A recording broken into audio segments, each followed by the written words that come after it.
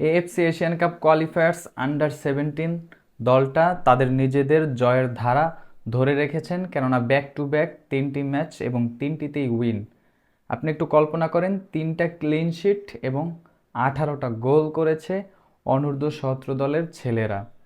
শ্রীলঙ্কাকেও 5টি গোল, গত ম্যাচে আমরা 8টি গোলের একটি ম্যাচ আলোচনা করেছিলাম, এবং এই ম্যাচে এসেও বাংলাদেশ 5টি গোল শ্রীলঙ্কাকে দিল এবং এখন পর্যন্ত এই টেবিলের সর্বোচ্চ অবস্থান 1 নম্বর দখল করে রয়েছে। তবে সবচেয়ে থ্রেট হতে যাচ্ছে এই দলটার জন্য চায়না আন্ডার 17 দলটা, কেননা চায়নাও কিন্তু 2টি ম্যাচ খেলে ফেলেছে এবং তাদের পয়েন্ট 6 হলেও গোল ব্যবধান যেটা সেটা কিন্তু তারা বাংলাদেশের সমান, কেননা 18, বাংলাদেশেরও গোল ব্যবধানটা 18।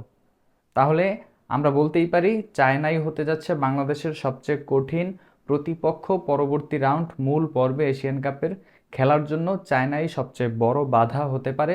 সেক্ষেত্রে চায়না এবং বাংলাদেশের ম্যাচটাই সবচেয়ে বেশি ইন্টারেস্টিং এই গ্রুপে। আপনার কি মনে হয় বাংলাদেশ অনূর্ধ্ব-17 দলটা কি করতে পারে?